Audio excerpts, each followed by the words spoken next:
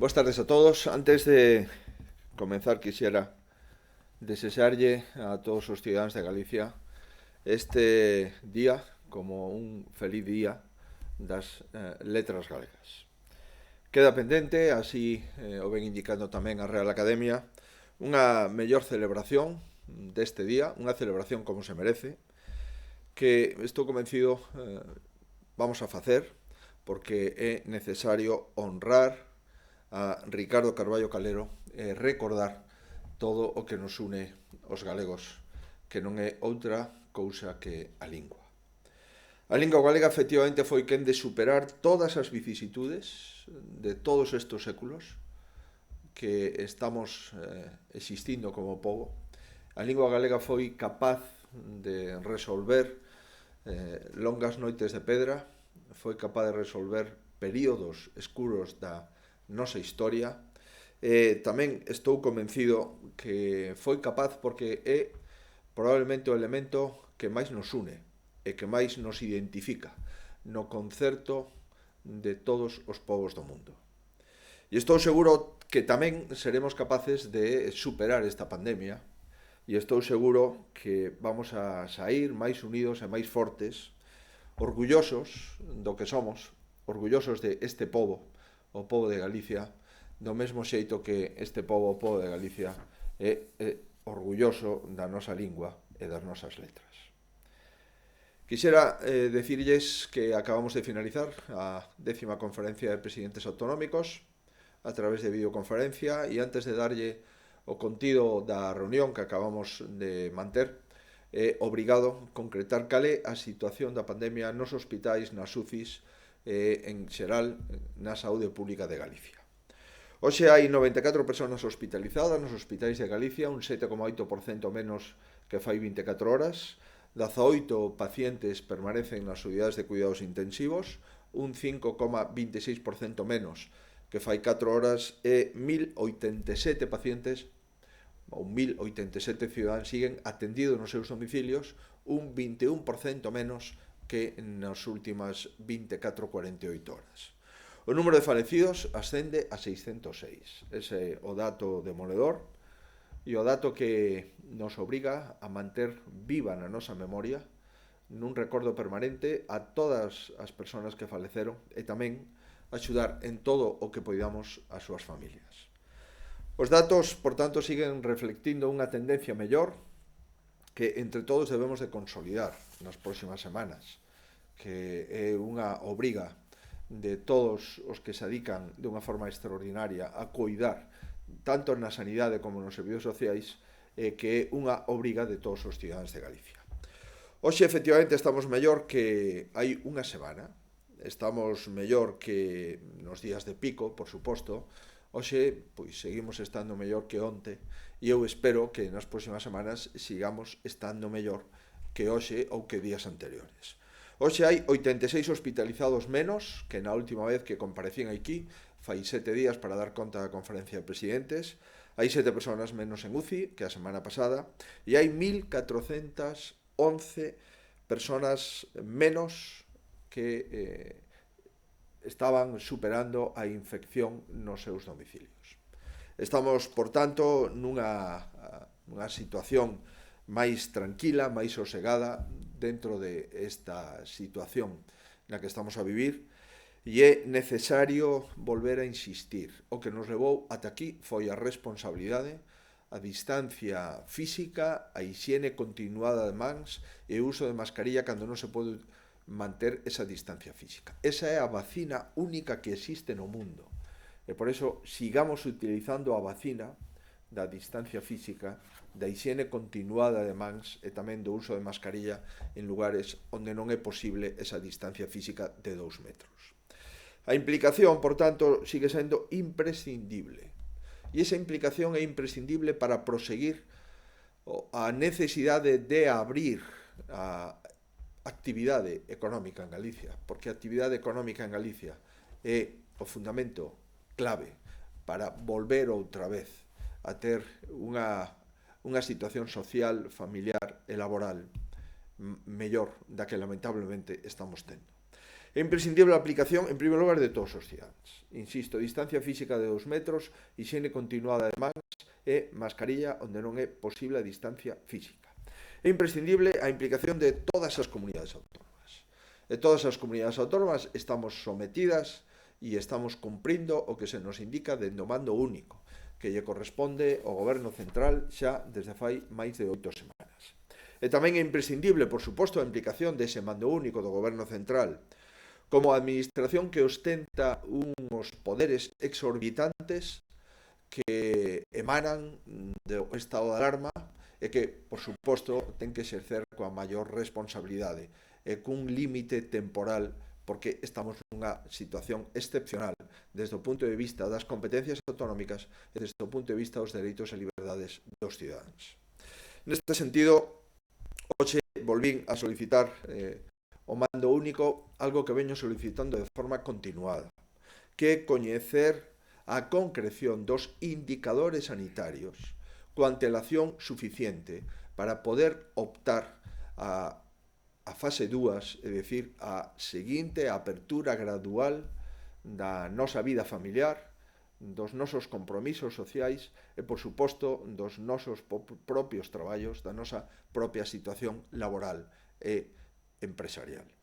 Comparto co mando único, sin dúbida, que a reapertura é complexa, sin dúbida, que non é sinxela, por suposto, pero tamén reitero e reiterarei sempre que canto antes coñezamos os indicadores para seguir avanzando na actividade social e económica, antes poderemos estar preparados para realizar esta inevitable apertura económica e social, porque non podemos vivir nunha burbulla de forma indeterminada meses e meses e meses, porque simplemente eso non ten maior utilidade unha vez que xa estamos a piques de conter o número de contagios ou polo menos de disminuir ostensiblemente o número de contagios que tiñamos en semanas anteriores. É preciso, pois, saber os indicadores e é preciso porque o próximo luns, é dicir, mañá, a lo máis tarde pasado martes, temos que presentar a nosa candidatura para superar a fase 1 e adentrarnos na fase 2 do que o mando único ven a chamar desescalada. É imprescindible, pois, coñecer esos indicadores, insisto, para as comunidades autónomas, para as empresas que teñen que adaptarse, para os traballadores, para os autónomos que teñen que saber exactamente que van a facer de hoxe en 8 días, cando coñezamos xa que comunidades autónomas pasan a fase 2. E engado que tamén para que non haxa dúbidas é importante coñecelo con información suficiente, porque só tendo información podemos prepararnos para cumprir. E por eso o mando único sempre tivo a comprensión da Xunta de Galicia e a vai a seguir tendo, pero esa comprensión sería máis doada, máis intensa, se houbera unha maior axilidade e unha maior claridade para que podamos explicarlle aos galegos que teñen que facer para poder trasladar o servizo sanitario público que é o que teñen que cumprir e así sucesivamente as empresas, os traballadores, as familias, os cidadáns. Por iso reiteramos que é necesario publicar todos os datos en España. Sabemos os datos galegos porque os remitimos ao Ministerio de Sanidade. O Ministerio de Sanidade sabe os datos de todas as comunidades autónomas. E é necesario saber, por exemplo, cantas persoas faleceron nas residencias da terceira idade. É imprescindible para ter un orden de magnitud e poder facer unha comparación proporcional. É necesario compartir as estimacións dos expertos. É necesario tamén coñecer cales son os expertos que están decidindo sobre as nosas vidas, sobre os nosos patrimonios, sobre as nosas facendas e sobre as nosas liberdades. É moi importante saber realmente cal é o nome e apelidos dos expertos do mando único porque se sabe quenes son, con nome e apelidos, o personal sanitario, o personal médico e o personal de enfermería que asesora o Goberno da Xunta de Galicia, que nunca o ocultamos, ao contrario, senón que presumimos deles. Son persoas que traballan todos os días nos servizos sanitarios e nos servizos sociais. É necesario saber exactamente que é o que se vai a ter en conta para pasar dunha fase a outra, porque nos xogamos moito, sin dúbida, moitísimo, desde o punto de vista da liberdade individual, moitísimo desde o punto de vista da nosa progresión económica e moitísimo desde o punto de vista do Produto Interior Bruto, é dicir, da riqueza que os galegos estamos perdendo semana a semana, quincena a quincena. E isto, sin dúbida, non é un tema menor. En segundo lugar, ademais de coñecer esos criterios que vimos a pedir de forma continuada e constante, pois quixen celebrar tamén que a cogobernanza ben entendida dá resultados positivos. E o que fixen en segundo lugar foi felicitar o goberno, o mando único, por aceptar as propostas de Galicia que fixemos fai exactamente unha semana, fai 7 días, o pasado domingo, e que por fin, unha semana despois, foron aceptadas. Solicitamos hai 7 días que se aclarase a política de promocións comerciais, que non podía ser distinta entre as tendas físicas e a venda por internet. Por fin, temos unha proporcionalidade nesas políticas. A partir de mañá poderán comenzar a abrir os establecementos comerciais de máis de 400 metros, o cual era lógico de todos os puntos de vista. Non poderán extender os locales de máis de 400 metros a superficie comercial na totalidade do local, pero sí poderán concretar a superficie de venta polo menos en 400 metros do total de superficie que teña cada comercio. E iso é fundamental porque a inmensa maioría dos países de Europa non establecían limitacións. Os que a establecían nunca prohibiron abrir a esos locales de máis de 400 metros sempre que cumpliran o espazo de venta igual a esos 400 metros. É un avance importante, como foi un avance importante por fin lograr a autorización para a pesca e a caza no territorio da Comunidade Autónoma, no territorio de España. Eu agradezo, solamente lamento que se tardara unha semana en poder conquerir o que xa deberíamos de ter fai varias semanas. E por iso lle pedín ao presidente do goberno co mesmo espírito e co mesmo interese, pois algunhas consideracións que me parecen que son maduras e que deberíamos de plantexar e de aprobar de forma inmediata. 4 concretamente. A primeira, lle propuxen que se reconsidere a saída dos nenos ou das nenas coa súa nai ou co seu pai. Porque os nenos en Galicia poden sair coa súa nai e pode sair co seu pai. A nai e o pai poden sair xuntos, pero non podemos sair xuntos a nai, o pai e os nenos, o cual comprenderán que non entendemos ningún sentido, nin social, nin perigoso, nin de saúde pública. Nun momento no que se pode pasear coas persoas coas que se convive, nun momento na que se pode compartir vehículo con todas as persoas nas que se convive, pois non ten ningunha razón de ser que un pai e unha nai non podan pasear xuntos cos seus fillos.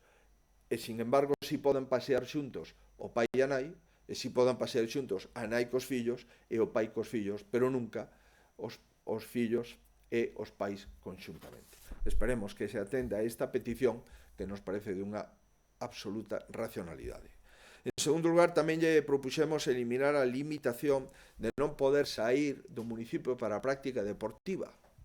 Si se pode sair dun municipio a outro municipio para ir a unha terraza, parece razonable que se poda sair dun municipio a outro municipio para andar en bicicleta, ou para facer footing, ou para facer surf, ou para ir a pescar, ou a cazar. Entendemos que o deporte non é ningunha práctica negativa. Dende logo é moito máis saudable sair a facer deporte que sair a terrazas en municipios limítrofes ou distantes. Tamén lle plantexei que se siga intensificando a diferencia entre o mundo rural e o mundo urbano. Nos parece fundamental. Estas cuestións foron tratadas onte en conversación telefónica coa ministra de Administracións Públicas, que, como ven sendo habitual, nos chama e eu teño unha conversa con ela fructífera e dixen que iba a plantear estes temas, acabo de facelo.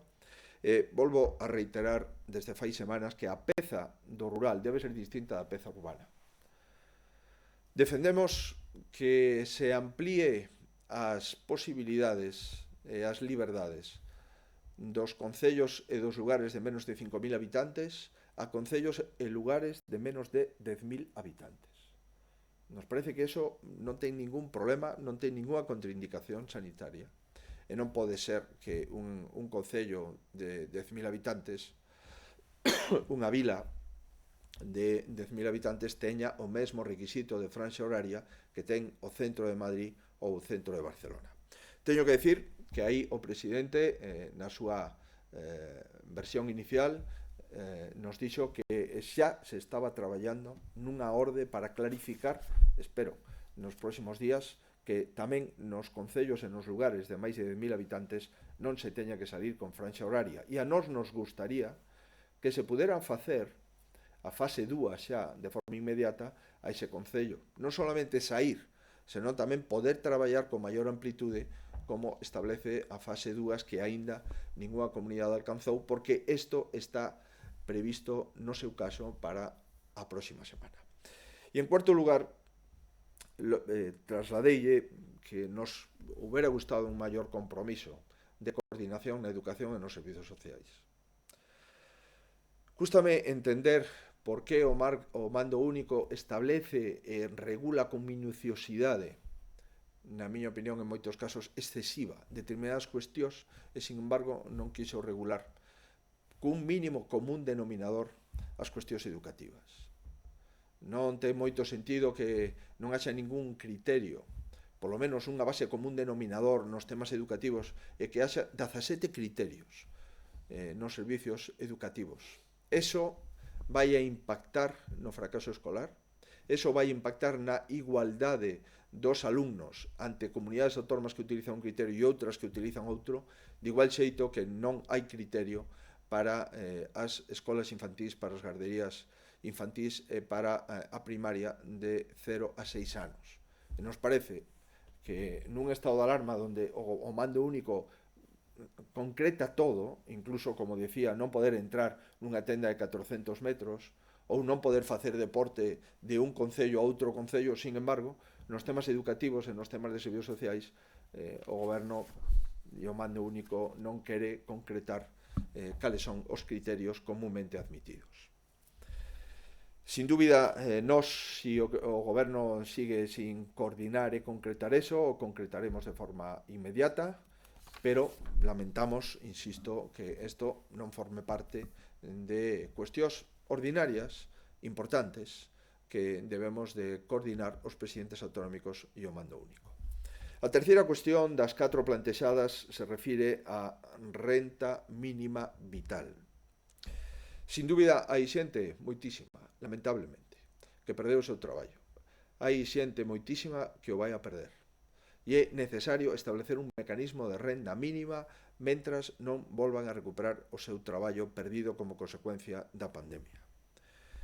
Fai uns días recibimos unha carta por parte do Goberno Central onde nos pedía que lle notificáramos os 10.000 perceptores da Renta de Integración Social de Galicia e tamén que lle comunicáramos a esos receptores que solicitasen a renda mínima que vai a poñer en marcha, parece ser, o Goberno Central. Evidente que lle trasladamos unha certa incertidume de estas instruccións, toda vez, primeiro, que é necesaria a autorización das persoas que cobran a renda mínima para poder notificar os seus datos personais a outra administración pública. E segundo, que é moi difícil decirlle a estas persoas que renuncien ao RISGA e que soliciten unha renda mínima que descoñecen cal é a súa cantía, cales son as súas condicións e cal é a súa duración. E por eso, e trasladei ao presidente, que é necesario coñecer cal é a proposta do Goberno Central en relación coa renda mínima, que coñezamos cal é o texto do Real Decreto Lei que o Goberno quere aprobar, non sabemos se nas próximas semanas ou nos próximos meses.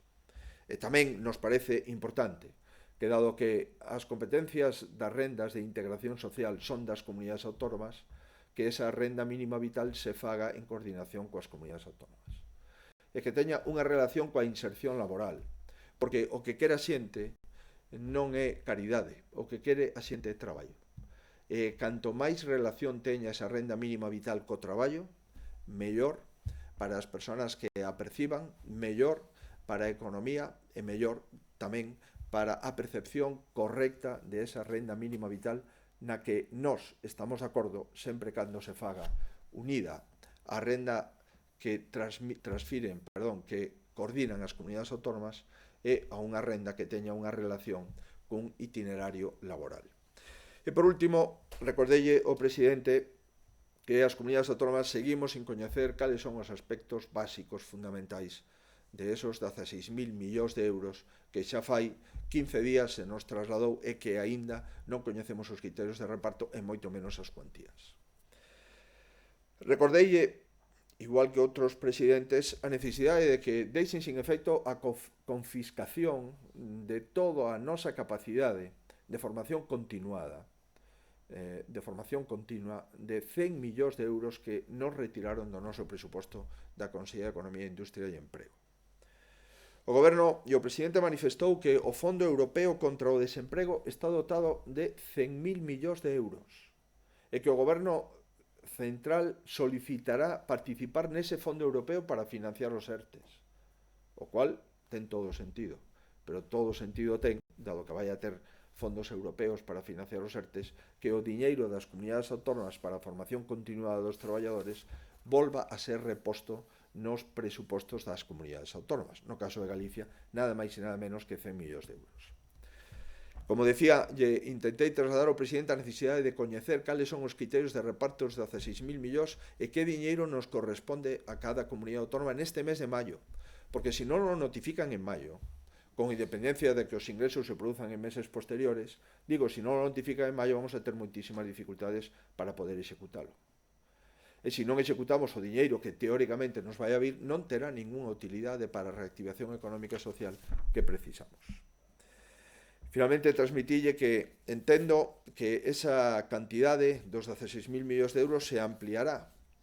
E se ampliará porque o presidente nos trasladou que neste momento xa están disponibles a partir do 1 de xuño 540.000 millóns de euros no ámbito da Unión Europea a través de distintos mecanismos, 540.000 millóns de euros, dos cuales 250.000 só se poden dedicar a gasto sanitario.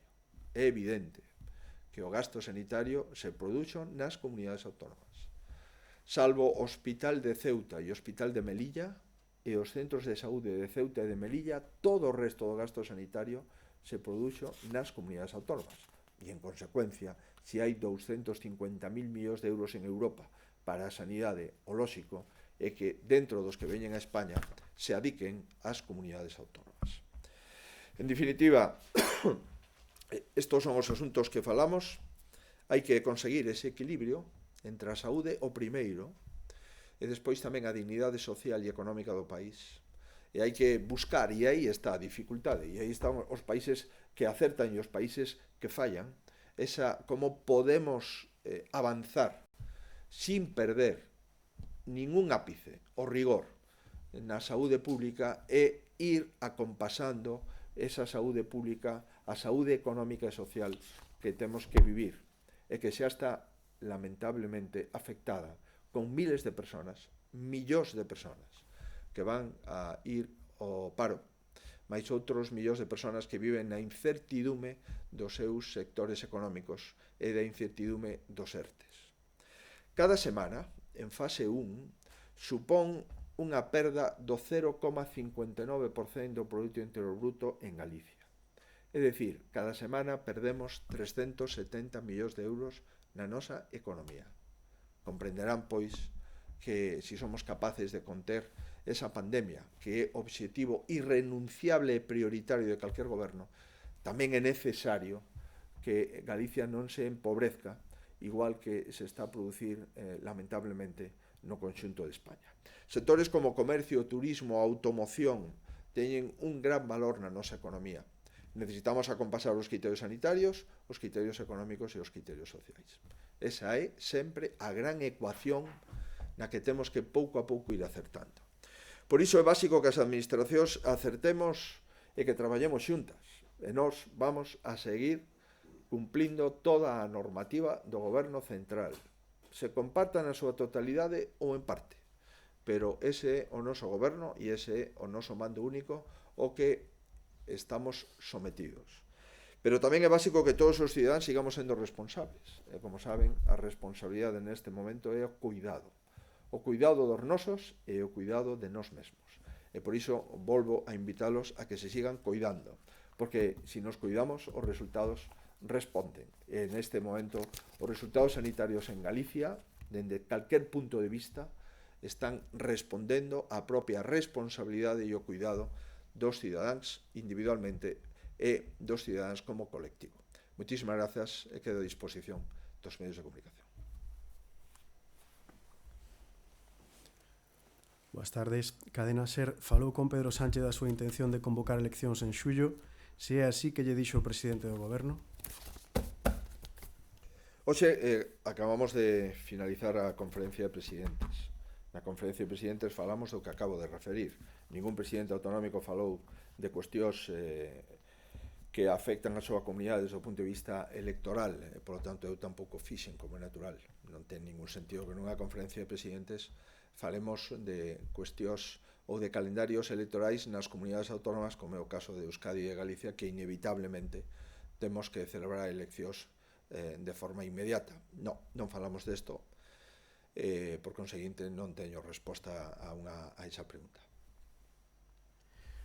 En relación coa supresión das franxas horarias nos concellos de menos de 10.000 habitantes, a Radio Televisión de Galicia quere saber se o presidente do goberno lle respondeu a súa petición de que pasen a fase 2 xa eses concellos ou polo menos rebaixar as restriccións nas vilas e as aldeas do rural. Onte decía que na conversa telefónica que tiven coa ministra de Administracións Públicas, levo creo que 2 ou 3, ven sendo un clásico nas conversas coa ministra a petición de Galicia de que o tema rural e o tema urbano teñen que ter tratamentos distintos. É certo que aí tamén está Aragón, está Extremadura, está Castela e León, está Castela Mancha, está Cantabria, está Asturias. Onte avanzamos máis. Onte a ministra me dixo que ela creía que neste momento o goberno xa estaba en disposición de aceptar esta proposta.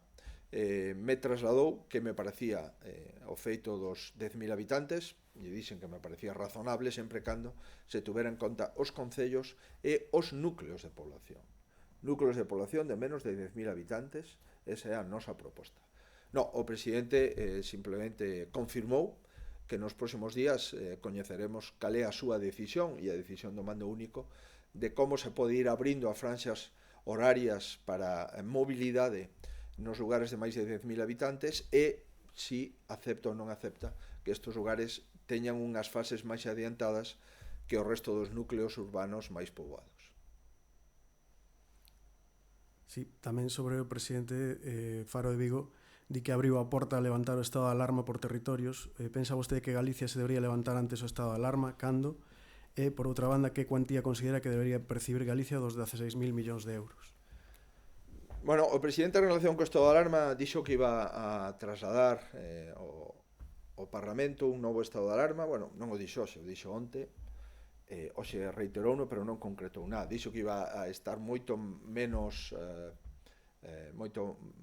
moi modulado e que só habería unha autoridade delegada que sería o Ministerio de Sanidade. E incluso a unha pregunta do Lehendakari, creo recordar, eu entendí e apuntei que dentro dun mes entende o presidente do goberno que poderemos ter xa unha legislación para evitar seguir utilizando estados de alarma ante posibles rebrotes ou ante posibles complicacións da pandemia. O cual ven a acreditar dúas cousas. A primeira, que o estado de alarma é unha situación xurídica absolutamente excepcional e que a legislación, esa que agora parece ser está disposta a elaborar o Goberno Central, deberíamos de elaborala nas últimas 8 semanas e tela vixente agora mesmo, para que os dereitos e liberdades non queden restringidos nun estado de alarma ou para que os ciudadanos non podamos salir a partir das 23 horas. As 23 horas hai obriga de estar todos confinados na casa sin saber moi ben, desde o punto de vista sanitario, por qué. Por tanto, se acredita que é posible unha legislación que garantice todas as limitacións para garantizar sempre a situación da saúde pública e que esa legislación non é necesario que sexa un estado de alarma. Pero o presidente non nos concretou se iso vai a ser asimétrico, de que xeito, se se vai a implantar ou non en todas as comunidades, se hai comunidades que quedan fora, outras que quedan dentro, deso non falou nin concretou nada. O que sí eu digo é que é unha pena, é unha mágoa que durante estas últimas 8 semanas non traballáramos nunha legislación específica e que escoitar o presidente do goberno que pide un mes máis de estado de alarma, pero que dice que dentro dun mes haberá unha legislación específica para non ter que volver a acudir ao estado de alarma e volver a garantir a saúde pública no país, co cual significa que se houbera vontade política non se necesitaría haber utilizado o estado de alarma, polo menos nas últimas semanas, e poderíamos utilizar unha legislación específica sanitaria cos mesmos fins e cos mesmos resultados. Sobre a porcentaxe, nós neste momento creo que sería un pouco inxeno pola nosa parte concretar cal é a nosa proposta concreta, na mentras non se abra o debate non ten moito sentido. O que si digo é que o grosso dos 16.000 millóns, que son 10.000 para a sanidade, o lóxico era que se utilizase para o total dos 16.000 millóns o actual sistema de financiamento, que non se improvisase outro, a carta. Pero no caso de que isto xa non se vai a cumprir, porque non se acepta por parte do Goberno Central, por menos que os 10.000 millóns de sanidade se utilicen os criterios de reparto do Ministerio de Sanidade, que fixo público fai unhas semanas, e non do Ministerio de Facenda, que improvisou fai uns días. Me gustaría, polo menos, que o Goberno nos aplique os criterios que el mesmo aprobou para repartir os primeiros 300 millóns na sanidade, que sexan os mesmos criterios para repartir os 10.000 que agora parece ser que repartirá no total de 16.000. Alerta Digital se refiere a la publicación en el BOE del 28 de abril de una adjudicación de dispositivos de ventilación por 8,2 millones de euros a Tecpharma, una empresa que fue constituida hace un año y con un capital social de 3.000 euros con un socio único. Pregunta si han pedido aclaraciones de esto desde el PP. Yo entiendo que esas aclaraciones se han pedido, efectivamente, desde el Grupo Parlamentario Popular en el Parlamento, en el Congreso de los Diputados, que es donde se hace la labor de control al gobierno. Por lo que he visto y lo que he leído, hay una serie de compras, de adquisiciones por un importe aproximado a 300 millones de euros sobre los que hay dudas de las empresas y de las casas y de los NIF, de los proveedores, que, dado que es un importe tan grande y que además ha habido compra de material defectuoso que ha supuesto la necesidad de tener que hacer test a miles de profesionales que los utilizaron, me refiero a las mascarillas, lo lógico es que haya una respuesta del gobierno y que conozcamos exactamente qué es lo que se compra y a quién se compra y por qué precio. Europa Press ve aínda factible que para a fase 2 xa se permita a mobilidade por toda Galicia. Por outra banda, o BOE non recolle expresamente a apertura das visitas nas residencias ata a fase 2, pero a Xunta xa autoriza a partir de mañá. Está a Xunta autorizada para abrir eses centros? Cando vai abrir a Xunta os centros de día? Creo que foi o presidente Aragón que volveu a facer referencia en que a solicitude de Aragón para a fase 2 abrangue a todo o territorio da comunidade autónoma. Como se sabe, este é un plantexamento no que Galicia coincide e que fixemos público desde fai bastante tempo. Por tanto, nós na presentación da documentación volveremos a solicitar o que se nos negou nesta fase 1, volveremos a solicitar a posibilidade de mobilidade entre toda a comunidade autónoma, porque agora xa temos dous datos incuestionables. O primeiro deles é o estudio serolóxico de diagnóstico feito polo Goberno de España. Estamos, según ese estudo, no 2,1% de persoas afectadas ou contagiadas, e o estudio serolóxico de anticorpos completos feito polo Goberno da Comunidade Autónoma nos dá un dato do 1,15%. Por tanto, entre 98 de cada 100 ou 99 de cada 100 galegos non tiveron contacto co virus. E isto é moi similar en todas as cidades e en todas as provincias, o cual significa que non hai risco sanitario para poder moverse entre distintas cidades e entre distintas provincias. Ese é o noso criterio e ese sigue sendo o noso criterio e o vamos a plantexar na proposta. A segunda cuestión... Apertura de residencias. Apertura de residencias, efectivamente. O pasado sábado coñecimos no BOE a posibilidade de abrir centros de día, pero sin que hubiera sido comentado. Centros de día para maiores. É dicir, significa que podemos levar os centros de día os maiores, sacalos das súas casas, leválos ao centro de día, que convivan xuntos, e despois volver a retirarlos e que volvan ás súas casas pola noite para pernoctar e así sucesivamente todos os días. Nos sorprendeu e nós non, por responsabilidade, non o fixemos. Onte coñecimos xa que xa modulou esa decisión ao goberno e agora dice que é optativo. Bueno, pois nós estamos de acordo en que sexa optativo. O Comité Clínico do Servicio Galego de Saúde está estudando con prudencia que podemos facer cos centros de día para cumprir un protocolo estricto, porque, na nosa opinión, é tanto ou máis arriscado mobilizar maiores dende as súas casas aos centros de día e dos centros de día ás súas casas que permitir unha visita por semana a un dos residentes de unha residencia que teña máis de, nos últimos 15 días, positivo, é dicir, que non teña ningún positivo na súa residencia nos últimos 15 días. En todo caso, onte tamén nos encontramos que o goberno regula o tema das residencias e que considera que isto solamente se pode facer as visitas na fase 2. Isto é o que chamamos improvisación e confusión, porque ata agora non estaba regulado de forma explícita e agora sí está regulado a partir da fase 2 e nos enteramos porque a fase 2 se aplica a Isla de Graciosa, Formentera, etc. Entendemos que isto non é a forma de traballar, pero en fin, esta é a decisión do mando único. Por lo tanto, que vamos a facer esta semana? Esta semana notificamos a todas as residencias os protocolos para abrir. As residencias teñen que ter unha autorización e acreditación de que levan máis de 15 días sin ningún positivo, por lo tanto, unha residencia limpa.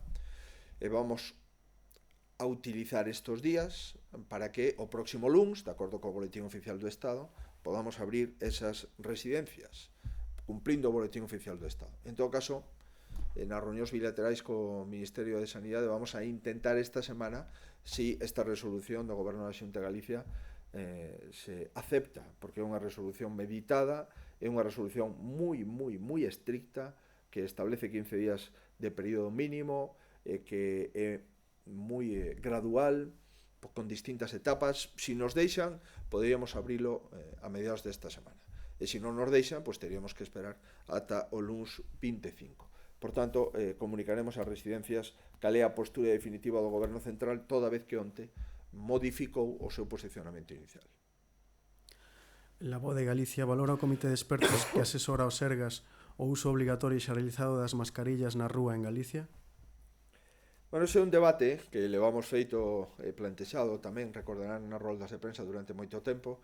Fai semanas que Galicia ven pedindo un único protocolo de mascarillas, de máscaras, en España. Por qué? Porque os servicios de medicina preventiva, que entendo que beben nas mesmas fontes científicas e sanitarias, dicen que a mascarilla é obrigatoria en lugares pechados, pero que non é obrigatoria en lugares públicos se hai distanciamento social. Distanciamento físico de 2 metros.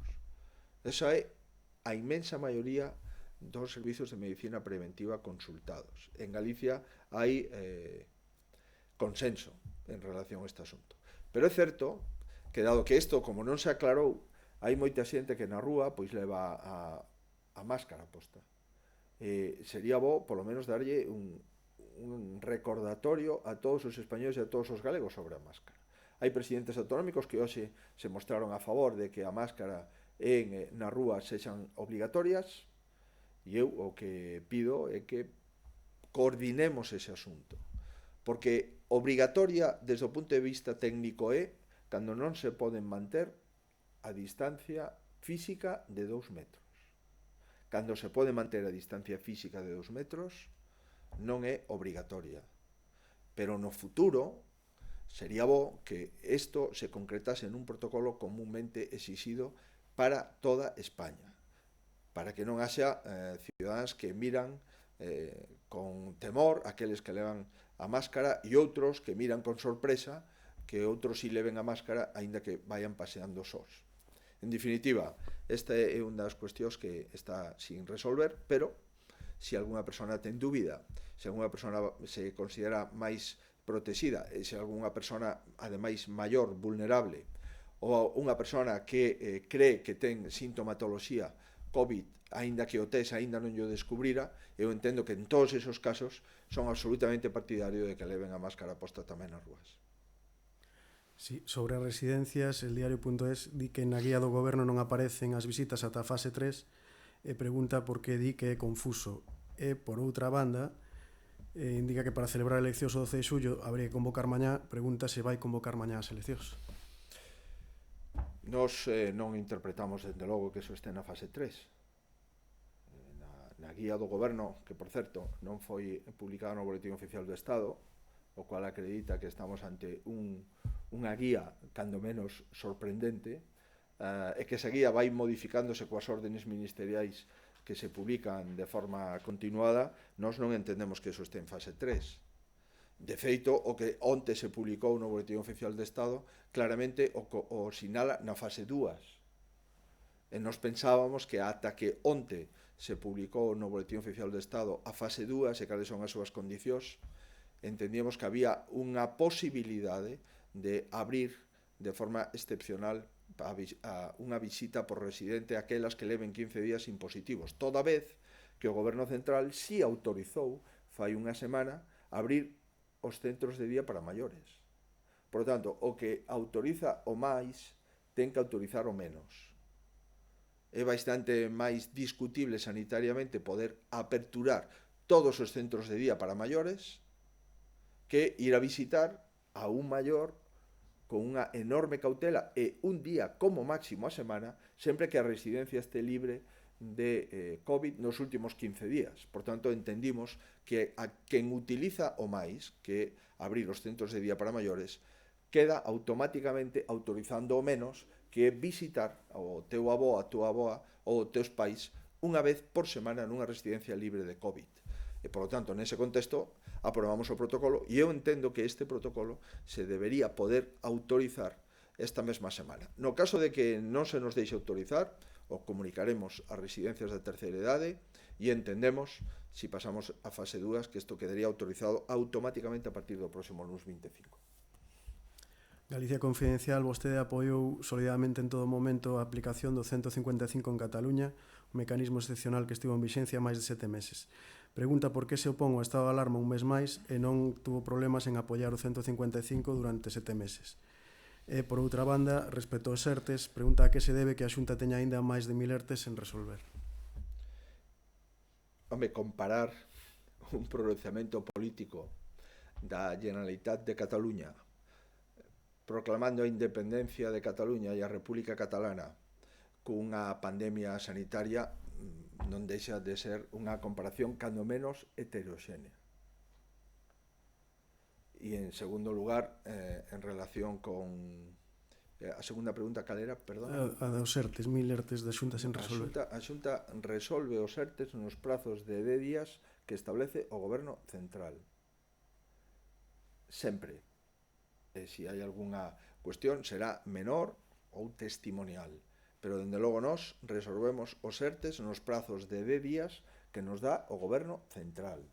E, adicionalmente, esta é unha das poucas comunidades autónomas que está financiando os anticipos de nómina a todas as persoas en ERTE que levan sin cobrar un mes ou 2 meses.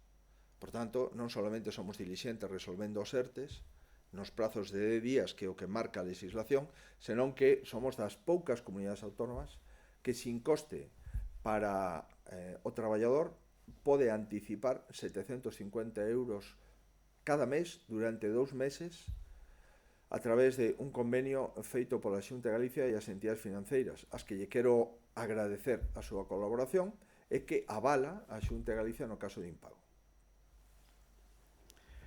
ABC, xa que o Goberno deixa a cuestión das escolas infantís en más das autonomías, cal é a postura da Xunta? É partidario de reabrilas cando se acceda á fase 2?